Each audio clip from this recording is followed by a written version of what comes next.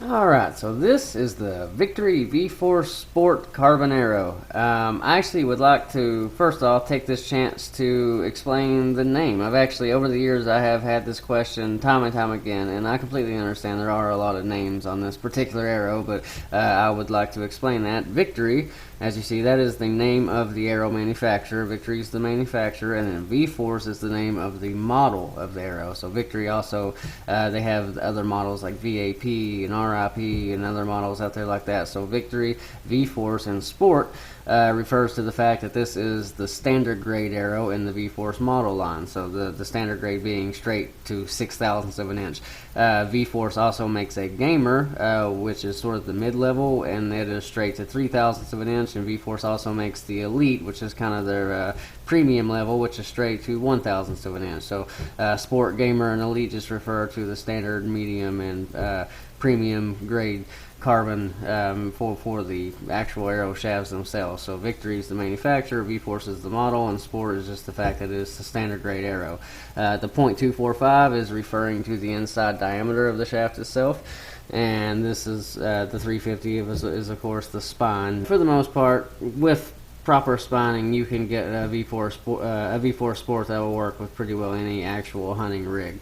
You just got to be careful to make sure that you're getting the correct length and spine for the setup that you have. Okay, with that said, I hope that sheds some light on that, by the way. It doesn't seem like much, but I have had that question a million times. But anyway, with that out of the way, one thing I would like to say about this arrow that I absolutely love, and that is the finish of it. If you look, there's no gloss or anything like that on the carbon itself. It's actually sort of a raw look, and that helps so much when it comes time to fletch. I have fletched 10 billion arrows in my life, seriously. So many arrows, and having an arrow like this that doesn't have any kind of gloss or any kind of coating on it, when you stick the vein to it, it's done. I mean, it's there forever. Like, I mean, if you fletched it right with good glue, it will be on there until you literally take a razor blade to get it off. And it doesn't seem like much, but again, that is so helpful when you're just wanting to get the job done and get out and go shooting, or even if you're fletching personally on your own, that kind of thing can be a huge benefit.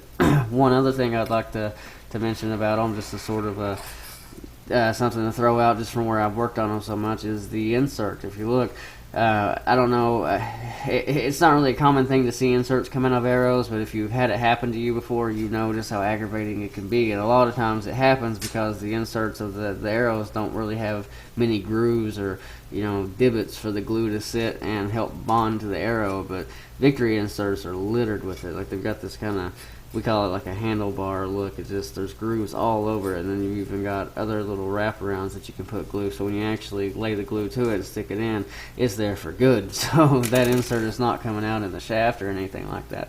And then once we do that, we also include tips with all of these, so we can check and make sure no glue got up in the threadings or anything like that. So we'll take care of everything on that side of it. But once that insert's there and the fletchings are on, they're there forever.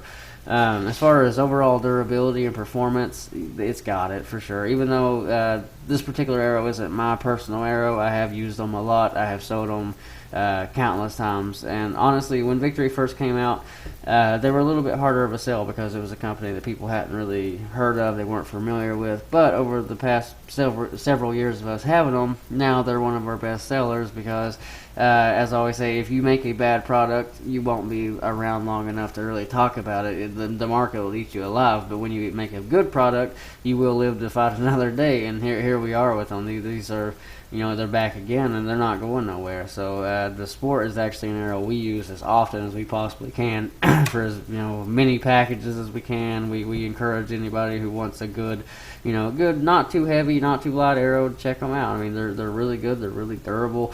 They're going to kind of help balance out speed and kinetic energy. Now, if one day you wanted to move towards something different, like if you wanted to make your bow as fast as possible, you'd get a lighter arrow, or as heavy as, or hit as hard as possible, you'd get a heavier arrow, things like that. That's cool. You can always move to something like that. But in the meantime, if you're just wanting a good shooting, well balanced outfit, this is the type of arrow that you'd want to check into.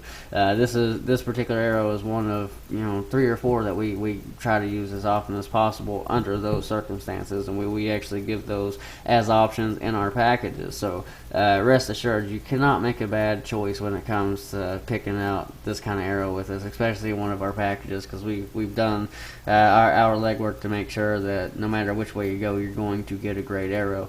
But hopefully by getting a chance to get up close and personal with them, you can sort of help personalize that choice and pick something that's a little more right for you and your personal preferences.